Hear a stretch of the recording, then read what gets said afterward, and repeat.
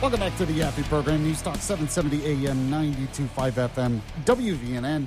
Don't forget, if you miss any of the show live, the podcast is available anywhere podcasts are available. Let's get to the Alabama headlines right now. Once again, we have the Alabama Bullet Points. Alabama Bullet Points. Today's headlines from around the Yellowhammer State.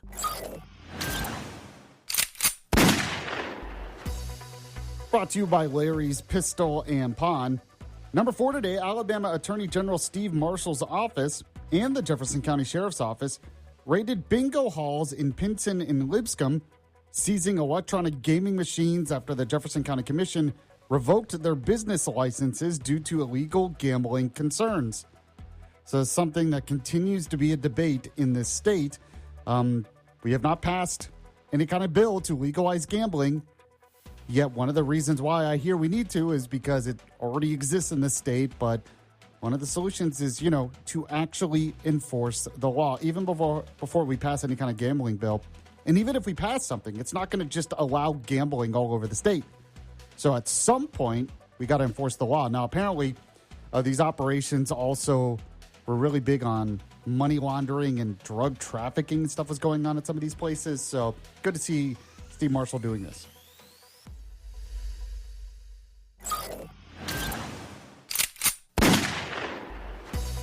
Number 3 today, State Senator Shay Shelnut out of Trussville passed a bill that would allow Alpha to provide a health care plan that is not subject to the rules of the Affordable Care Act, Obamacare, which is pretty interesting.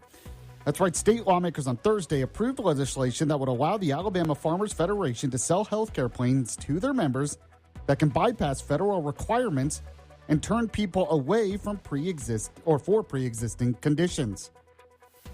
So I find this interesting. I didn't realize, can states do this? Would this be challenged in court under the rules? I'm very curious about that. I almost want to get him on the show to get more details on exactly how this would work. But, I've talked about how Obamacare is terrible, and we need to have a system that allows more options, and this is kind of a step in that direction. Now, the Alabama Senate voted 30-2 for the bill.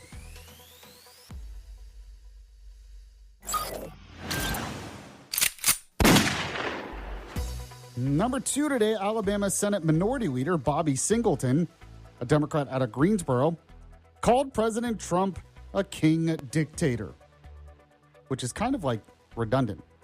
You just call him a king or a dictator. You don't have to say king dictator. I don't know. Anyway, he did this ahead of his visit, Trump's visit to the University of Alabama. This was also, there was like this counter protest in the park or whatever that was going on.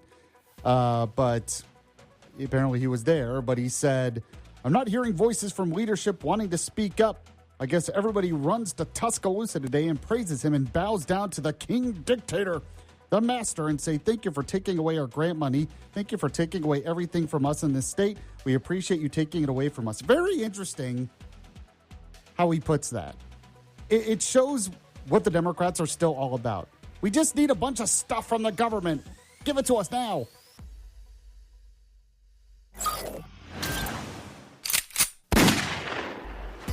All right, and number 1, yes, what I was talking about at the top of the show, President Donald Trump's commencement speech at the University of Alabama. It went on for like an hour and a half. I watched the whole thing on a live stream. I do know some people that were there, so I talked to them. They said it was a pretty packed crowd. Now, of course, he talked about his first 100 days. He actually listed out, I think it was 8 things as pieces of advice for the future, going over different things that they could do. And one thing he said, which I really appreciate, is he told them to never give up.